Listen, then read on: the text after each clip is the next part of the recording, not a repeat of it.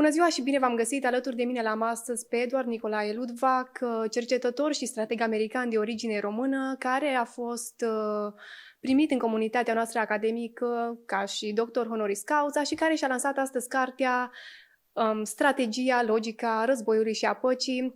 Going back to the fact that you are now a Doctor Honoris Causa member of our community, how will this collaboration work further? Well, listen, something very simple. I work in many countries, including Italy. There are many Italian companies here. People know me very well in Italy. I'm going to start talking to them about investing in Timișoara education, Timișoara University, to have programs here. Here there are talented young people. In Italy, there are less and less young people. And this is something I want to develop. I want to develop a kind of investment in the university, particularly in my field, strategy. And the small part of strategy is the part I always enjoyed, which is war and everything. But actually today it involves information technology, the application of artificial intelligence, and generally speaking, a lot of people in the university who are interested in information technology can relate to strategy. So if there is a Center for Strategic Studies, it will not be studying the war between Bulgaria and Uruguay. It's going to study today's problems using today's methods. Talking about strategy, you've launched the book Strategy, the Logic of War and Peace. I guess it's for the first time translated in Romanian, if I'm right. Yes, first time, yes. Can you give us a short overview of the book, and how would you advise people who want to read it to read it, actually? Well, this book is a book for people who finally want to understand why history is full of bad wars, hardly any good wars, wars where one is defeated, the other is defeated, and both sides suffer, and so on. So a lot of human action consists of preparing for war. A lot of art shows warriors. Nations talk about their glories. When they want patriotic, they spend money on armies, and what comes from it is usually bad, bad, bad. Sometimes it's not. Sometimes you can achieve a kind of victory that is really good.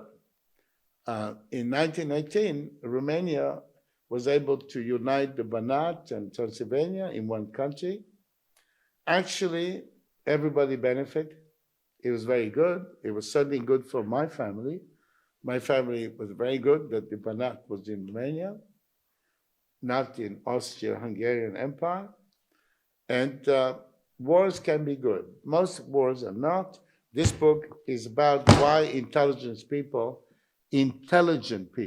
smart people, are making such big mistakes. Not because they were stupid and you are intelligent, but because strategy is full of contradictions and paradox. The good road is bad because the enemy waits for you. The bad road is good. So it goes against common sense, against normal logic, and it happens all the time. So this book is about trying to understand this machine that turns everything upside down. And so that is the purpose of it, to try and kind of turn it back up. How do you see the profile of the new wars, the information wars that we're facing now? Information war, before there was only infantry, then there was cavalry, then there was artillery, there's air power. This is just a means of war. And information technology is very obvious for war, how we can use that, but it doesn't change anything at all. Changes nothing at all. Why? Because whatever technique you use, At the end, there is a man or a woman with a gun that closes the book. So you can open the book by bombing, by sending missiles, by doing cyber war, information war, and so on. In the end, there is the fighting. And there's always the fighting at the end. And if you lose the fighting at the end, you have lost the war. And everything you have won until the last day doesn't count. Only the last day. And the last day, war remains what, when I went to war the first time, I left, I was actually in London. I took an airplane, a jet plane. And you land, and they said, you can take this truck. So I took a truck. And suddenly I found myself in war. Namely, to be in front of the enemy with a gun and experiencing suddenly everything changed. It wasn't systems, methods, equipment. No, it was only you and the war. And the book tries to kind of build a bridge between normal life, which includes preparing for war. When you wake up in the morning, you train, you stop to eat, and then you drink, then you train again. That is normal life. War is abnormal. And so that is what it's about. And today, like always in the past, it's what happens before the actual true war that counts. And in Romanian example, money spent in Romanian national defense should be spent in a modern way on information technology, cyber war, but also other things like submarines, for example. Very good submarines are being produced right here in Timișoara. So the Timișoara Navy, you could form a Timișoara Navy, control the Black Sea, and so on. This is also the result of modern technology. So the book is basically also written out of experience. Oh, yeah, a lot of thinking and experience. In the war thinking field. Sure. I mean, listen, I joined the British Army as a cadet, not full time, but I was in school, but three times a week and then a month. When I was 14, 14, British had an empire. Everybody went into the army at 18. So at 14, they started, and they gave you a rifle and practice shooting. So from there, I was in different wars, and I was a contractor. I was in Latin America with my own little army. So I did a lot of practical experience, but the theory and the practice combine. They have to come together, yeah. Looking back on your career and all the leaders you've met and advised, what is one outstanding experience you had? With a leader? Maybe something someone has told you that's very clear, okay, very clear. I arrived in Washington in 1975 to do a doctorate and at Johns Hopkins University. And about 2 weeks after I arrived, I was a British citizen, not US citizen, 2 weeks.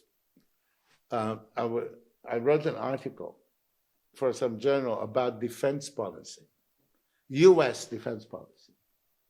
So the Secretary of Defense, the Minister of Defense, the Secretary of Defense, Minister, had an assistant call me up and says, you wrote an article about our policy. What do you know about the Pentagon, America, and so on? So I said, well, everything you can learn in 48 hours. I've already been here 2 whole days, and, I know a lot. And they said, oh, you think you know a lot? So come into the Pentagon, meet the Secretary of Defense. And I arrived, and I said, you are very smart people, but you don't have strategy. I have strategy. And he says, what do you mean? What is this talk about strategy, this rubbish? And he says, okay, that room there, sit in that room. We are hiring you as consultant to the Secretary of Defense. Not visa, tourist, a student visa, no nothing. And so I realized why America is a big country, why America is successful. If you can make good ice cream, they drop the ice cream and eat your ice cream. In other countries, they say, well, this is our ice cream, it's traditional, we always had this ice cream. And so I was hired as, my first job in America was not to wash dishes or something like that. My first job in America was to advise the Secretary of Defense. And I didn't have authorizations for intelligence, for nothing, and they didn't care. You know, in a small room, there was no laptop, just a sheet, yellow pad, yellow paper, because they use it in American bureaucracy. And he says, okay, you don't agree with this, you write what we should do. So that was a big thing. His name was Dr. James R. Schlesinger.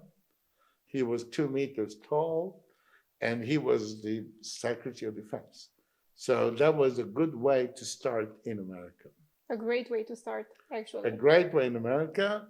They paid $180 a day. And in those days, with $180 a day, you could have a hotel room and lunch, dinner, and breakfast. Your Excellency, thank you for your answers and for accepting our invitation for this interview. Pleasant. Thank you very much.